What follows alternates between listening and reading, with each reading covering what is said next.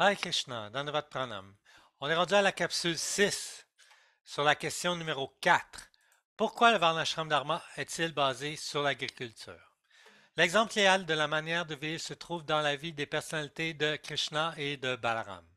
Srila Prabhupada explique que c'est le prototype, c'est le modèle que nous devrions suivre, qui est basé sur la protection des vaches et la production de ce dont nous avons besoin de manière simple et naturelle en produisant nos propres aliments, où toutes les nécessités matérielles de la vie sont fournies.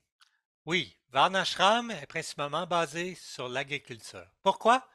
La première raison est que le Seigneur suprême lui-même nous a montré que c'est la meilleure façon, la façon la plus naturelle et la plus simple de vivre.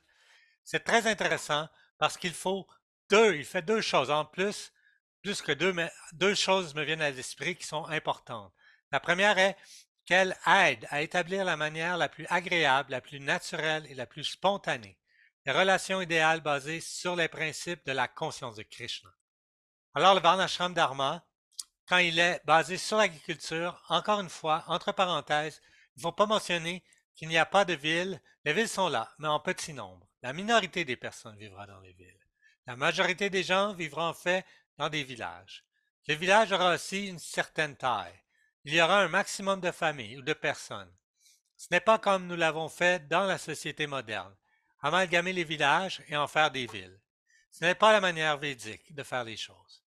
Tout est bien planifié. Ainsi, Varnashram Dharma est le plus agréable pour aider à établir des relations naturelles et saines.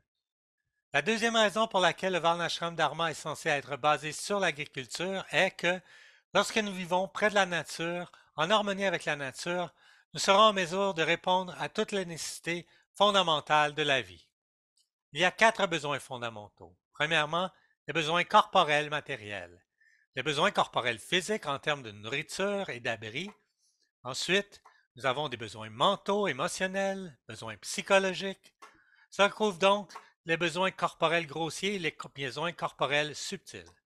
Ensuite, nous avons ce qu'on appelle besoin social, d'appartenir et de s'adapter à une société, d'interagir avec les autres. Ensuite, le quatrième est ce que nous appelons des besoins spirituels, comprenant que nous sommes avant tout une âme spirituelle. Dans une société basée sur l'agriculture, ces quatre besoins sont satisfaits plus facilement, plus naturellement. La vie de village aide à entrer en contact avec la nature, aider à comprendre que la nature est en fait la maturité de Krishna. La nature est Dieu, et nous utilisons simplement ce dont nous avons besoin pour comprendre que le but principal de la vie est de se réaliser. L'objectif principal est la réalisation du Bhagavad Dharma. Nous utilisons au niveau du Varnashram Dharma l'unicité fondamentale de la vie à cette fin. Il n'y a donc pas d'exploitation de la nature matérielle. Ce mode de vie ne crée pas de déséquilibre écologique. Et que dire de catastrophe écologique? Au contraire, Mère Nature est vénérée de tant de manières différentes. Les vaches sont vénérées, tout l'acier est adoré.